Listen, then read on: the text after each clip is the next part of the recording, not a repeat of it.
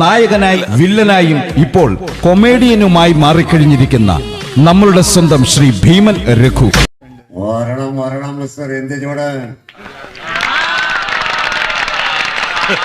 പ്രതിഭയാണ്, പ്രതിഭാസമാണ്. നാളെ കുറെ അയാളെ കൈയുടെ കാലിന്റെ തരിപ്പ് തീർത്തിട്ട് ഡോക്ടറെ കാണിച്ചില്ലേ? ഇതൊരു അസുഖമാ. നിനക്ക് ഓർമ്മയുണ്ടോ? എനിക്കൊന്നും ഓർമ്മ വരുന്നില്ല ഈശ്വര.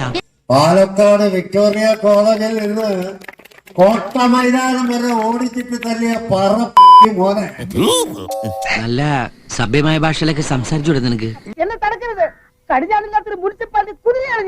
എന്തിന്റെ കഴപ്പാ? പാലക്കാട് വിക്ടോറിയ കോളേജിൽ നിന്ന് കോട്ട മൈതാനം വരെ ഓടിച്ചിട്ട് തല്ലിയ മോനെ. വല്ലാതെ വയലന്റ് ആകുന്നുണ്ട്. എന്തിനാ ഇങ്ങനെ അഴിച്ചു വിട്ടിരിക്കുന്നത്? പൂട്ടിരുന്നോ? ദിവസം 3-4 നാടൻ കളിച്ചോണ്ടിരുന്ന ആളാ.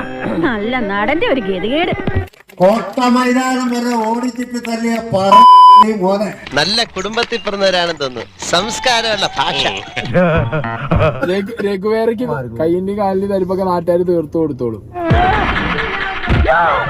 സോറി, അത് പടത്തിൽ പറഞ്ഞിട്ടില്ല. പിന്നെ താൻ എന്തിനാണ് ഇത്ര വലിയ വർത്തമാനം പറഞ്ഞത്? അവൻ കൈന്നിട്ട് പറഞ്ഞതാ. ജനങ്ങളിപ്പോ നിങ്ങൾ എല്ലാരും ഒന്ന് എന്നെ അറിയാൻ, എനിക്ക് നിങ്ങളെല്ലാരും. മോനെ, നാട്ടുകാർ നിനക്ക് ഭ്രാന്താന്ന് പറയും. ആ മോനെ ശരിക്കും നിനക്ക് മനസ്സിലായിട്ടുണ്ടല്ലടാ.